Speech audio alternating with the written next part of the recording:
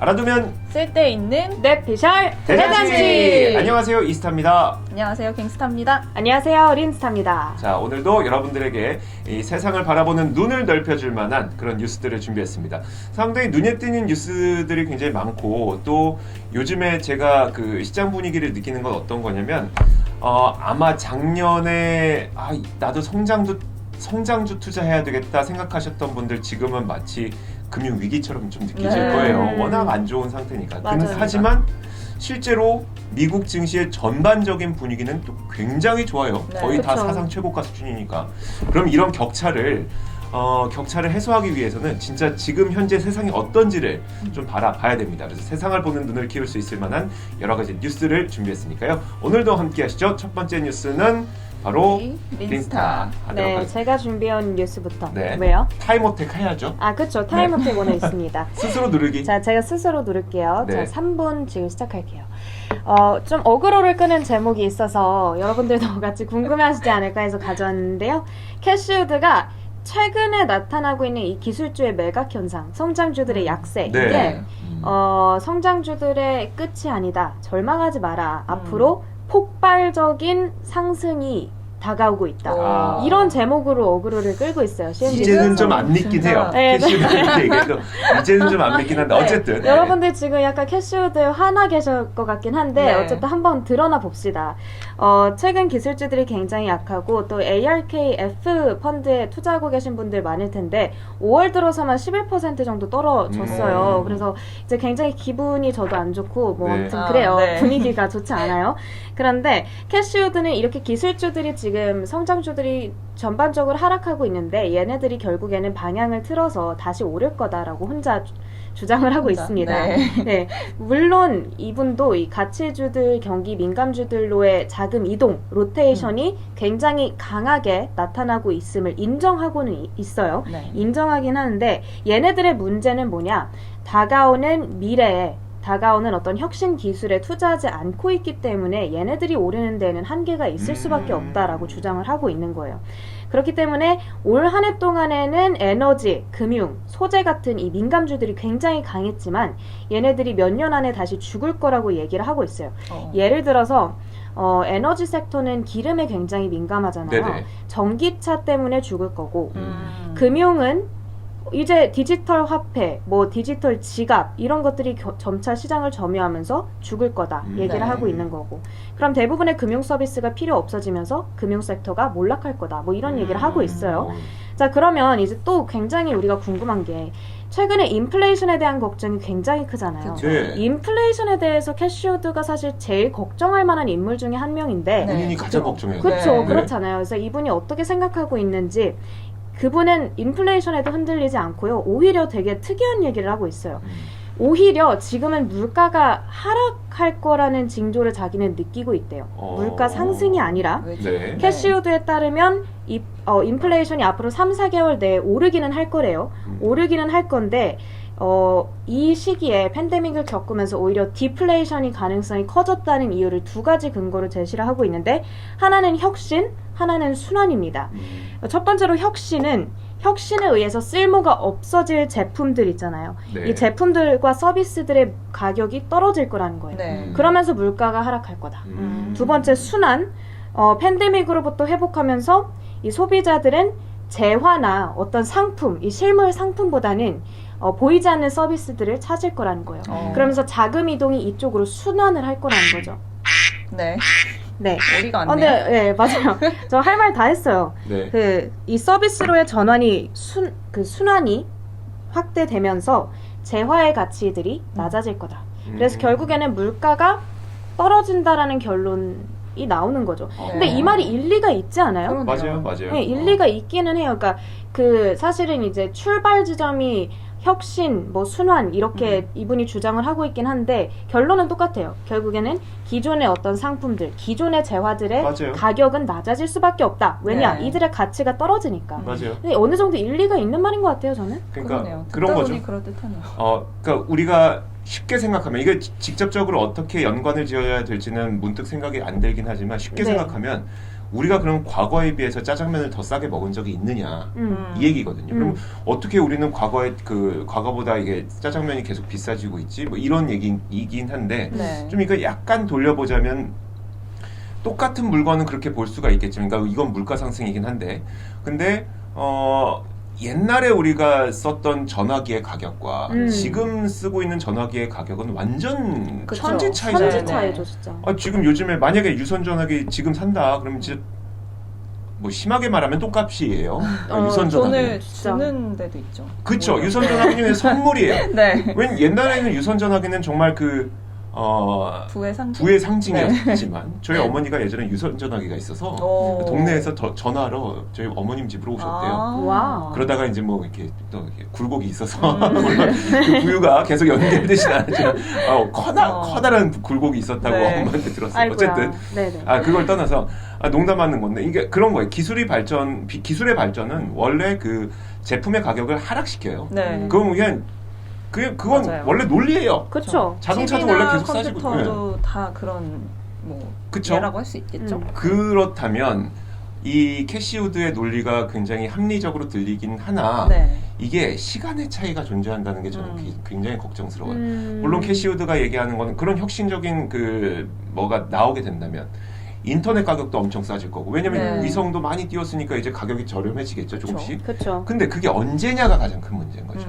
그러면 여기에서 지금 시장을 바라보고 지금 시장에 대응하시는 분들은 지금 당장은 물가가 올라간다는 걸 캐시우드도 어떻게 보면 인정한 것이기 인정했어요. 때문에 네. 그러면 경기 민감도 당연히 들어가야 되는 거 맞는 거고, 다만 캐시우드와 같이 멀리 보는 사람들, 그쵸. 캐시우드는 실제로 그 본인들의 그 직원들, 네.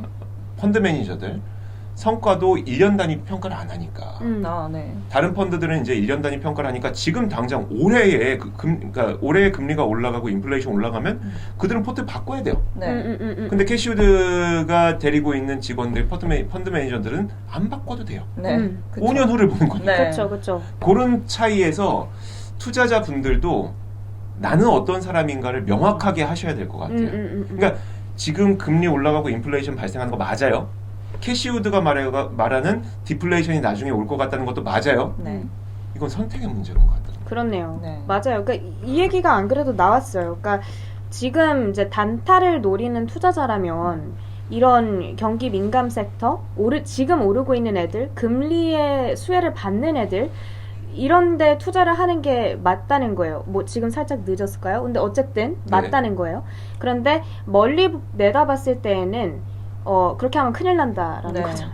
이렇게 얘기를 하더라고요, 이 기사 안에서도. 그래서 저는 그냥 이게 이제 뭐 그렇게 뭐랄까 되게 놀라운 얘기를 하고 있는 기사는 아닌데, 그냥 어쨌든 물가가 상승, 그 팬데믹을 겪으면서 유동성이 풍부해졌고 거기에 따라서 우리가 물가가 오를 거다, 이것만 지금 바라보고 있잖아요. 네네. 그런데 어쨌든 거기에서 물가 하락을 주도할 만한 어떤 요인들도 분명히 지금 아직 남아있다라는 거를 우리가 길게 바라보는 투자자들께서는 기억을 꼭 하셨으면 좋겠다는 의미에서 준비해봤습니다. 다만 이게 진짜 힘든 게 그러면 캐시우드가 생각하고 있는 시점이 올 때까지 네, 내가 버틸 수 있느냐예요. 맞아요. 그쵸. 네. 그 문제죠, 이제. 이거 못 버티면은 중간에 손절하고 나오게 되거든요. 네, 그게 가장 큰 이제 손해를 네네. 보게 되는 일이 되는데, 네. 그러고 나서 더 배 아프고 속상할 때는, 그러고 나서 한 몇 년이 더 지났을 때 뒤돌아보니 내가 손절하고 나온 애들이 엄청 커 있을 때, 네, 그쵸. 네. 이거 진짜 버티기 힘들거든요. 그쵸. 그러니까 정말 뭐 용의 심장을 갖고 작년에 테슬라가 뜨기 전에 투자했던 그분들보다 더 큰 용기가 필요한 게 이거기 때문에 맞아요. 진짜 뭐 잘 선택하셔야 돼요. 뭐 이거는 답은 없습니다만, 맞아요. 네. 시장에 대응하는 투자자냐 아니면 내가 장기적으로 좀 여유를 갖고 있는 투자자냐에 따라서 크게 달라지게 될 것 같습니다. 여러분들의 성공 투자가 됐으면 좋겠어요. 예, 속 시원한 또 저희가 정해드리지 못해서 좀 죄송해요. 아이고, 근데 이거는 정말 각자 판단해야 될 문제일 맞아요. 것 같아요. 네. 네, 좋습니다. 이제 넘어가 볼까요? 네. 갱스타의 자. 기사로. 저는 좀 더 가벼운 얘기를 준비해봤습니다. 혹시 두 분은 할부를 자주 사용하시나요? 저는 많이 사용 안 해요. 저도 왠지 그러실 것 같아요. 저도 사용 안 해요. 아, 그러신가요? 네. 저는 좀 많이 쓰거든요. 그럴 것 같아요. 네. 은근히 거 소비가 뭐예요? 많아. 은근히 많아요. 네. 눈치채셨네요. 네, 그래서 이 할부 서비스를 미국에서 BNPL이라고 얘기하잖아요. 네네. Buy now, pay later. 지금 사고 나중에 돈 내라. 뭐 이렇게 얘기를 하는데 이 현상이 미국의 소비자들의 그 소비 패턴을 굉장히 많이 바꿨다라는 기사가 나와서 오. 소개를 해드리려고 합니다. 네. 지난 3월 정도에 이제 락다운이 한창이었을 때 굉장히 많은 사람들이 직장을 잃었다고 하죠. 그쵸. 네. 그래서 이 한 아파트를 예시로 들고 있는데 세입자들이 렌트비를 내야 되는데 돈이 없는 거예요. 월급을 못 받으니까. 네. 그래서 굉장히 골머리를 앓았는데 여기서 집세를 원래는 월세 같은 경우에는 달에 한 번씩 내잖아요. 네. 그렇죠. 근데 그렇게 안 내고 그냥 한 달 동안에 뭐 예를 들어서 4번에 그냥 나눠서 내라. 일주일에 한 번 뭐 얼마씩 나눠서 내라. 이런 식으로 하는 이제 서비스가 나온 거죠. 그래서 이 서비스 이름이 플렉스라고 하는데 네, 좀 의미심장하죠. 네. 이 서비스를 통해서 가능하게 됐다고 합니다. 근데 이 플렉스를 이용하면은 플렉스 업체에다가 $20의 그 사용료를 내야 된대요. 네. 근데 뭐 이제 페이가 크다고 치면은 $20 정도는 뭐 낼 수도 있어라고 사람들이 생각을 하니까 이 서비스가 된 거겠죠. 그래서 기존에 이제 뭐 어펌이라든지 뭐 애프터페이라든지 뭐 클라르라든지 이런 서비스들이 좀 많이 출시가 됐었고 뭐 비슷한 개념이라고 보시면 될 것 같은데 또 이제는 뭐 헬스케어라든지 뭐 집세라든지 이런 것까지 이런 할부 서비스로 할 수 있다는 점이 좀 최근 트렌드라고 보시면 될 것 같고 이 팬데믹으로 인해서 굉장히 좀 많이 호황을 누렸다고 해요. 사람들이 네네. 집안에서 좀 소비를 많이 하고 온라인 쇼핑을 많이 하기 때문에 그리고 좀 경제적으로 좀 쪼들리는 사람들은 네. 이게 좀 돈을 더 적게 낸다는 어떤 환상에 적게 한다는 거죠. 이런 그렇죠. 서비스들이. 네. 저도 좀 그런 편에 속하는데 부담이 분산되죠. 그쵸. 어쨌든 이번 달에 내야 되는 돈이 적어지니까 뭔가 그래도 살 수 있을 것 같은 그런 희망 회로를 돌리게 되는 거예요. 네, 그래서 이 할부 서비스하고 협업하는 업체도 윈윈이 되는 게 이론적으로 이제 사람들이 현재 갖고 있지 않은 돈을 쓰는 거잖아요. 네. 그러면서 또 주문량이 늘어나게 되니까 뭐 아마존 같은 업체들도 굉장히 좀 좋을 것이다. 뭐 이렇게 얘기를 하고 있어요. 그러면서 한 여성의 사례를 들었는데 이 쉬인이라고 예전에 네. 영스타가 얘기했던 패션. 네, 맞습니다. 중국 자라 패션, 같은 네. 네, 그런 패스트 패션 업체인데 여기서 $110어치 옷을 샀다고 해요. 네. 근데 여기서 이제 BNPL을 선택하고 나서 표현으로는 거의 노브레이너가 된다. 이제 어떤 이거를 사도 될까? 뭐 내가 이거 돈을 낼 수 있을까? 이런 생각을 안 하게 된다는 거죠. 네. 그래서 네, 굉장히 싼 물건을 살 때도 이런 서비스를 계속해서 이용을 하게 된다는 겁니다. 그러면서 이제 빚의 굴레에 갇히게 되는 거죠. 그래서 이 주간 핀테크 비즈니스에서 또 기사를 가지고 왔는데 이 할부 서비스가 두 가지 카테고리로 나뉜다고 해요. 그래서 네. 첫 번째는 Point of Sale Lenders라고 해서 어펌이나 페이팔이 여기 속할 것 같습니다. 네. 그래서 뭐 펠로톤 자전거 같은 거 되게 비싸잖아요. 맞아요. 네. 근데 이거를 한 번에 사기가 좀 어려우니까 이런 고가의 용품을 살 때 할부 이자를 내는 방식으로 하는 거고 신용 등급을 미리 이제 체크를 해야 된다고 해요. 우리나라 네. 신용카드 발급받듯이 그렇게 해야 되고 두 번째가 이제 Paying for 서비스라고 해서 클라르나나 애프터페이 같은 그런 서비스고 할부 이자는 없지만 결제 금액의 20%를 디파짓으로 내고 이용료를 또 낸다고 해요. 네. 근데 이거 같은 경우에는 신용 등급을 체크를 안 해도 되기 때문에 좀 어린 친구들이나 뭔가 이제 좀 소비가 제한적인 사람들이 주로 이용을 한다고 해요. 그런 네. 이제 차이점이 있다고 하고 우려되는 점도 있다고 해서 좀 같이 말씀을 드리겠는데 이런 서비스들이 좀 특이한 게 대출 상품으로 취급이 되지 않는데요. 그냥 관련 법령의 제재를 받지 않는다는 거죠. 실제로 애프터페이의 공동 창업자는 우리는 예산을 짜는 버지팅 툴이지 우리는 뭐 그런 론 서비스가 아니다라고 네. 얘기를 했다고 해요. 그래서 이런 우려가 나오지만 계속해서 더 커져가는 이제 현상을 볼 수가 있습니다. 뭐 틱톡에서도 이 서비스를 찬양하는 사람들이 굉장히 많이 나오고 뭐 인스타나 틱톡 같은 이제 SNS를 보면 뭐 인플루언서들 이제 이런 사람들이랑 좀 협업을 해서 많이 홍보를 하는 그런 모습을 볼 수가 있고요. 하지만 또 이런 인기에도 이런 서비스가 과대평가됐다라는 얘기도 많이 나오고 있다고 합니다. 2020년에 그 코너스톤 어드바이저에서 진행했던 소비자 대상 설문조사에서는 3,000명을 대상으로 설문을 했는데 네. 네. 7% 정도만 이 할부 서비스를 이용하고 있다라고 얘기를 했다고 해요. 그러니까 아직은 뭐 파이가 크지는 않은 거고 확장성 면에서도 좀 지적을 받고 있는데 예를 들어서 뭐 $80짜리 아디다스 신발을 산다. 네. 근데 이거를 굳이 할부를 끊을 사람들이 뭐 얼마나 되겠냐. 이 사람들의 확장성이 얼마나 있겠냐라는 지적도 나오고 있다고 하고요. 또 궁극적으로는 이런 서비스들이 미국 사람들의 그 부채를 증가시킨다는 비판도 뭐 피할 수 없을 것 같습니다. 네네. 특히나 그 2008년 금융위기 같은 경우에는 또 그런 이제 부채로 일어난다고 봐도 무방한 정도의 네네. 그런 사건이었기 때문에 네. 그때 이제 뭐 부채나 신용카드에 대해서 사람들이 경각심을 좀 갖다가 팬데믹으로 인해서 또 경기 침체가 되면서 사람들이 에이 몰라 그냥 써 약간 이렇게 됐다라는 걸 좀 지적을 하고 있는 것 같아요. 그래서 이런 소셜미디어나 아마존이 사람들을 좀 생각 없이 소비를 하게 내몬다라는 이야기를 하고 있고 할부 서비스를 이용하면서 사람들이 보통 이제 한 번 더 좀 생각을 하고 산다든지 내가 이거를 진짜 지불을 할 능력이 있는가를 좀 그런 고려를 할 어떤 기회를 그렇죠. 빼앗아 간다라고 어. 기사에서는 지적을 하면서 이런 서비스를 정말 좀 장기적으로 좋게 봐야 될 것이냐라는 그런 의문에 대해서는 좀 물음표를 제시하고 있다라고 보시면 될 것 같네요. 저는 이거 그 얘기를 들으면서 일단 기사에서 경각심을 가지고 있는 이유가 통계에 잡히지 않는 부채가 늘어날 것 같다는 우려인 거잖아요. 그렇죠. 그게 가장 큰 우려인데 네. 저는 그런 우려가 나온다는 거는 그만큼의 수요가 많기 때문에 저는 그런 우려가 나온다고 생각을 하고 있거든요. 그렇기 때문에 BNPL 산업은 저는 개인적으로는 상당히 좀 긍정적으로 봐요. 그러니까 이거는 좀 린스타가 도와주셔야 될 것 같은데 네. 그럼 BNPL이 왜 미국에서 지금 핫한 거냐를 이제 따져봤을 때 사실 우리는 굉장히 할부를 쉽게 활용을 맞아요. 하거든요. 네. 왜냐하면 다들 신용카드가 있으니까. 근데 미국은 조금 다른 측면이 분명히 존재를 하죠. 제가 보기에는 이 BNPL이라고 하는 게 조금 제 나이 혹은 저보다 좀 어린 나이에서 인기가 되게 많이 있을 것 네네. 같아요. 근데 네.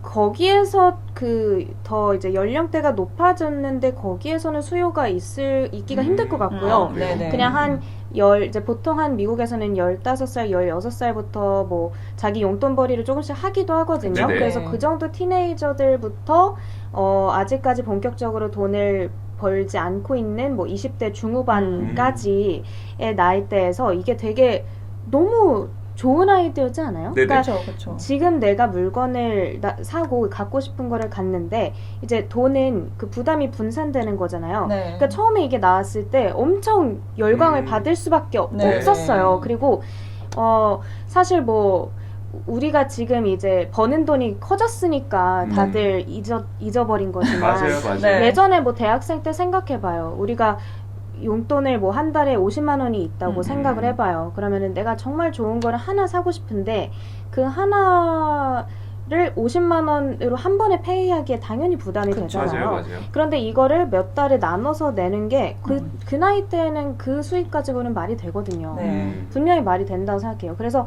이들 사이에서의 어떤 고정적인 사용량은 꾸준히 있을 것 같은데 근데 이제 저는 그 부분에는 동의를 해요. 더 이상의 어떤 수요층이 네. 엄청나게 확대되기는 힘들 것이다. 사용자가 크게 뭐 폭발적으로 증가하기는 힘들 것이다. 이 부분엔 동의를 합니다. 네. 우리가 어떤 현상이 발생을 했을 때 그게 역사적인 그 과정이 존재를 하잖아요. 항상. 그렇죠. 그거 아세요? 로켓의 규격이 로켓 부품의 규격이 중세 시대 마차의 바퀴 때문이라는 거 아세요? 이게 무슨 말이지?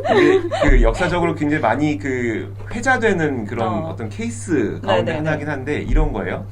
옛날에 이제 마차를 타고 다녔었잖아요. 근데 그러면 그 마차 폭이 있을 거예요. 바퀴 네. 폭이. 그 바퀴 폭도 어느 정도 일정하게 만들었겠죠. 왜냐면 그때도 마차를 뭐 많이 만들었어야 되니까. 네. 그러다 보니까 나중에 철도를 세우는데 그럼 그 철도의 이 폭을 무슨 규격을 기준으로 세울 거냐라고 봤을 때 마차가 많이 다녔기 때문에 그 폭을 기준으로 세웠다는 거예요. 철도를 기준을 철로를 세울 때. 근데 시간이 지나서 이제 그 로켓을 만드는 시대가 됐는데 그 로켓을 그 큰 부품을 뭘로 운송을 하지? 철도 운송을 했어요. 그럼 철도가 지나갈 수 있을 만큼의 부품을 만들어야 돼요. 철도가 지나갈 수 있을 만큼의 그 동굴 같은 것도 지나가잖아요. 그만큼의 부품을 만들어야 돼요.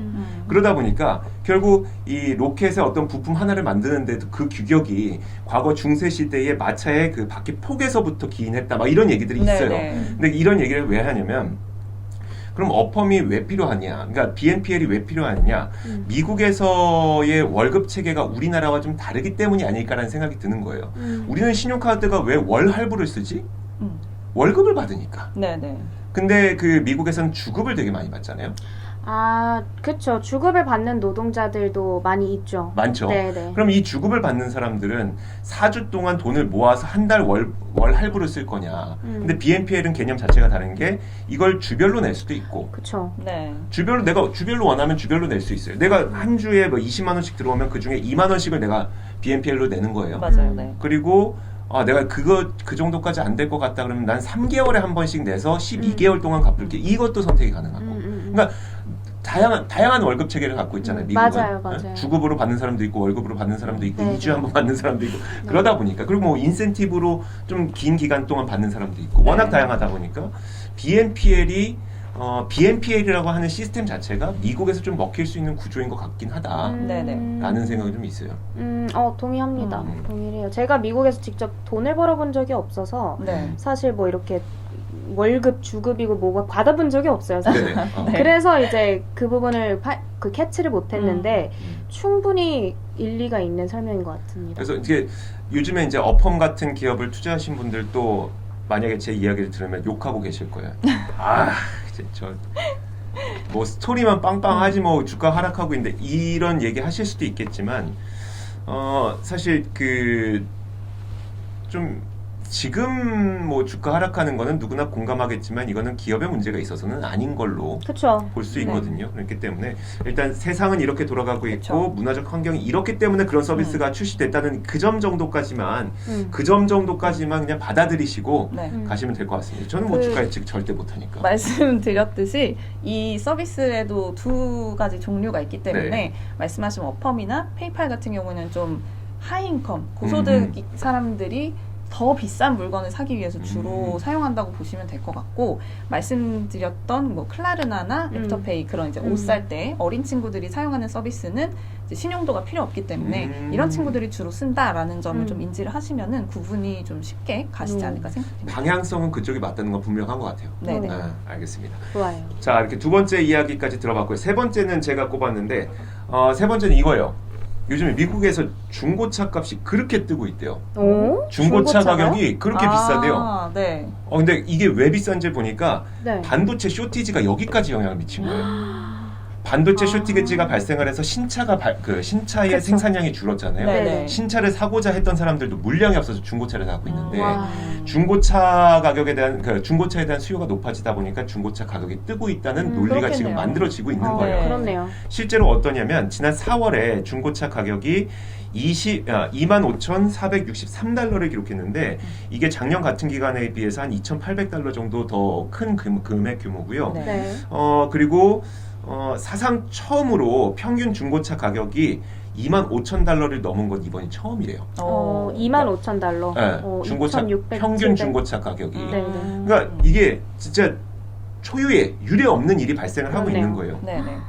매매 거래량도 지난 4월에 340만 대를 기록했는데 전년 대비 58% 증가를 한 양인데 이건 물론 팬데믹이 있었으니까 기고 효과는 분명 있을 거예요. 근데 그걸 떠나서 물량이 부족해요. 리테일러들의 재고는 전년 대비 18% 감소했다고요. 이게 구조적인 원인도 있는데 아까 말씀드렸던 반도체 쇼티지가 가장 큰 원인이고 두 번째로 올해에는 정말 많은 분들이 여행을 갈 것 같다고 생각하시잖아요. 그렇죠. 그 생각을 렌터카 업체들이 하고 있는 거예요.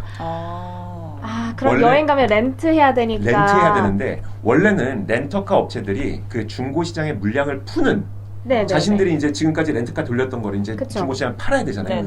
파는 가장 주요 공급 업체였었는데 이들이 물량을 안 푸는 거예요. 이번에 엄청난 수요가 있을 것 같으니까. 중고차 가격이 지금 정말 천정부지로 치솟는다고 하더라고요. 와우. 그럼 여기에서 우리가 관심을 가져봐야 될 기업들을 굳이 따져보자면 네네. 이 말씀드렸어요. 굳이라고. 네네. 굳이 따져보자면 뭐 카바나라든지 음. 오토네이션이라든지 뭐 이런 기업들은 중고차 딜러를 하고 있어요. 네. 뭐 그리고 신차 딜러도 하고 있지만 이런 기업들이 분명히 단발적으로 수혜를 얻을 가능성이 있다라는 네. 논리는 형성이 되는 거죠. 오. 다만 이게 정말 세상의 큰 트렌드냐라고 봤을 때 그것까지는 아닌 것 같아요. 그쵸. 일시적인 현상일 것 네. 같아요. 결국은 이제 그 요즘 그 슈퍼 서프라이즈 실적을 발표를 했는데 주가 급락하는 기업들 많이 네네네. 보셨죠. 그 기업들의 가장 주된 이유가 좋아 1분기 실적 좋은데 2분기부터는 어떻게 할 건데 에 대한 의구심들이 다 그 실적이 슈퍼 서프라이즈였음에도 불구하고 횡보하거나 주가 급락시키고 있거든요. 렌터카도 마찬가지. 올해까진 좋아. 올해 펜트업 디맨드 반도체 쇼티지 좋아. 네. 근데 내년엔 분명히 이게 그 기업들의 실적에 대해서는 굉장히 좋은 영향을 미칠 것은 분명한데 이게 그럼 주가에 바로 직결되느냐? 그건 아닐 수도 있기 때문에 여러분들께서는 분명 관심은 가지시되 여기에 그럼 지금부터 적극적인 투자 막 이런 정도 생각하시면 안 될 것 같고 그쵸. 다만 제가 이걸 왜 얘기하느냐 사실 저는 이게 어떤 그 카바나라든지 아까 오토네이션이라든지 이런 딜러상들 있잖아요. 네. 딜러상들의 관심을 가져야 될 그리고 공부를 해봐야 될 좋은 기회인 것 같긴 해요. 이들이 어떤 수익 구조를 갖고 있고 그렇기 때문에 이들은 앞으로 돈을 더 벌게 될 것이냐 적게 벌게 될 것이냐 이런 것들을 공부할 수 있는 중요한 계기는 될 수 있을 것 같아서 네. 이번 네. 내용을 좀 소개를 해드렸습니다. 네네, 네. 좋은 것 같아요. 그러니까 생각해보니까 카바나나 오토네이션이라는 기업을 알고는 있는데 정확하게 얘네들이 중고차 딜링을 해서 정확하게 수익 구조가 어떻게 나오고 그렇죠. 있는지는 저도 잘 모르거든요. 네네. 그리고 반도체 쇼티지가 사실 중고차 시장으로까지 그러니까요. 영향이 갈 거라고도 음. 생각을 미처 못했던 부분이기 때문에 어떤 하나의 현상이 시장의 어떤 수요와 공급 이런 틀에 얼마나 영향을 미칠 수 있는지 조금 파악해보기에 나비효과네요. 좋은 네. 기사였던 것 같아요. 마차의 바퀴폭이 로켓 부품의 규격을 정하게 되는 네. 네. 맞습니다. 적절한 비유예요. 하나로 많이 울거먹네요. 네. 맞습니다. 네. 근데 이게 잘 모르겠어요. 반도체 쇼티지가 지금 단기간에 끝나는 일은 아닐 수도 아니죠. 있다는 네. 전망이 많이 나오고 있잖아요. 결국은 그러면 이 중고차 가격의 상승도 단기간에 끝나지 않을 수도 있는 거고 이게 진짜 어떻게 될지 아무도 모르는 상태인 네. 거예요. 그렇네요. 어떻게 해야 될 것 같으세요? 이런 현상이 발생을 하게 되면 누가 어떻게 해요? 제가 한 가지 얘기 못한 게 있는데 네. 그 구조적인 문제가 또 하나 있어요. 지금 시간이 초과가 됐는데 조금만 더 쓸게요. 경고! 그러니까 중고차 안 사면 되잖아 라고 질문할 수가 있어요. 네. 제 말이 그 말이에요. 언제 말씀하셨다? 그러니까 저였으면, 그러니까 제가 소비자였으면 네. 중고차를 그 돈 주고 살 바에야 새 차를 사지 않겠냐는 거죠. 근데 새 차가 안 나오니까. 새차 가격도 올라가고 있어요. 그래서 새 차가 안 나오기도 하고 가격도 올라가고 있어요. 그럼 중고차 안 사고 그냥 기다리면 되잖아. 3년 쓸 생각했던 거 5년 쓰면 되잖아. 4년 쓰면 되잖아. 뭐 굳이? 그러면 중고차 가격 안 오를 거 아니야? 라고 네. 생각할 수 있겠지만 이게 무슨 문제점이 있냐면 차량을 사람들이 리스로 활용하는 사람들이 되게 많다는 거예요. 리스는 계약 기간이 정해져 있잖아요. 그쵸. 네네. 만기가 돌아와요. 만기가 돌아오면 그때 선택을 해야 돼요. 내가 맞아요. 이 차를 인수를 하든지 아니면 바꾸든지. 네네. 근데 리스 하시는 분들은 대체로 인수할 만큼의 자금이 없거나 아니면 차를 이제 정해진 시간마다 교체하고 싶은 사람들이기 네네. 때문에 이 리스 수요는 렌트카의 그러니까 중고차의 어떤 신차나 중고차의 교체 수요로 반드시 연결이 된다는 거죠. 네네. 신차로 교체를 못하는 상황이 지금 오게 되니까 중고차로라도 교체를 하게 되는 그래서 네. 결국은 중고차 가격이 구조적으로 계속 오르게 되는 그런 현상이 그러네요. 나타나고 있다는 거예요. 어. 그냥 안 사고 버티면 중고차 값 내려가겠지 이 정도의 사안은 아니라는 거죠. 그러면 생각보다 큰 문제. 생각보다 클 수 있어요. 그러게요. 일 수도 있겠네요. 뭐 굉장히 단기적 이슈다라고 보기는 좀 어렵겠네요. 그걸 모르는 사실. 거죠 지금. 네. 지금 단계에서는 그걸 알 수가 없는 거죠. 공부를 해봐야 되겠네요. 분명 정말. 지금 뭔가를 해봐야 되는 상황이긴 네네. 해요. 그렇네요. 두 분이 뭐 잘못을 뉘우치신 것처럼 생각을 많이 그냥 그러고 계실 거예요? 아니 근데 저는 진짜 그 반도체 쇼티지 문제가 이렇게까지 정말 말씀하셨듯이 나비효과가 네. 일어날 수 있다는 걸 알고 지금 약간 감탄을 했습니다. 그러니까요. 저도 좀 많이 놀랐어요. 네네네. 재미있게 들었어요. 네. 그러니까 모르겠어요. 제가 여기서 답은 못 드립니다. 저희가 뭐 답 드리려고 이런 기사 내용을 준비한 것은 아니지만 여러분들께서 진짜 한번 공부해 보시고 댓글로 공부해 보니까 이건 이거던데요. 뭐 반론도 좋습니다. 뭐 다양한 의견도 좋고요. 그리고 악플은 싫어요.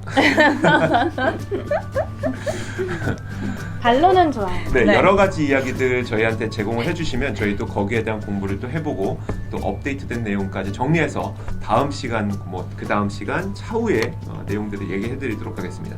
자, 오늘도 알아두면 쓸데있는 뇌피셜 대잔치 여러분들에게 세상의 눈을 넓혀주기 위한 기사들 한번 준비해봤습니다. 오늘도 함께해주신 여러분 고맙습니다. 고맙습니다. 감사합니다.